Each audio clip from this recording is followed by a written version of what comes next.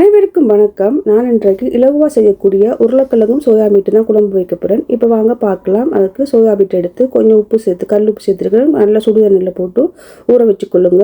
ஊற வச்ச சோயா மீட்டை நல்லா புளிஞ்சு எடுத்துட்டு அதுக்குள்ளே திரும்பவும் கொஞ்சம் உப்பை பார்த்து போட்டுக்கொள்ளுங்க. இஞ்சர் கார்லிக் பேஸ்ட், வீட்டில் அரைச்ச மிளகாத்தூள் சேர்த்துட்டு நல்லா மிக்ஸ் பண்ணிவிட்டு ஒரு 5 நிமிஷம் ஊற வச்சுக்கொள்ளுங்க.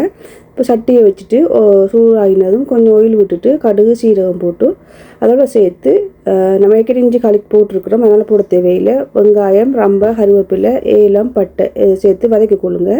நல்லா வதங்கினதுக்கு பிறகு நம்ம மேரினேட் பண்ணி வச்சுக்கிற சோயா மீட்டை போட்டு ஒரு 2-3 நிமிஷம் இந்த ஆயிலே நல்லா வதங்க விடுங்க. வதங்கினதுக்கு பிறகு தக்காளி பழத்தை போட்டு வதக்கி கொள்ளுங்க. இதையும் ஒரு நிமிஷமோ 2 நிமிஷம் போட்டு நல்லா வதக்கி விடுங்க. வதங்கினதுக்கு பிறகு தண்ணி விடுங்க. தண்ணியை விட்டுட்டு கொஞ்சம் கட்டியான தேங்காய் பால் விட்டுக்கொள்ளுங்க.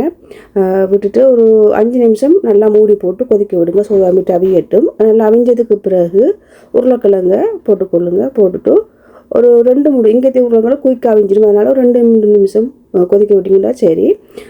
உருளைக்கிழங்கு அவிஞ்சதுக்கு பிறகு ஏலம் கருவா பவுடர் அதையும் சேர்த்துட்டு கொஞ்சம் கருவேப்பிலையும் ஃப்ரெஷ்ஷாக சேர்த்துட்டு கொஞ்சம் அடுப்பை ஓடிட்டு புளியை விட்டுக்கொள்ளுங்க. தேசி புளி விட்டுட்டு நீங்கள் நல்லா மிக்ஸ் பண்ணுங்கன்னா சூப்பரான டேஸ்டான சோயா மீட் ரெடி.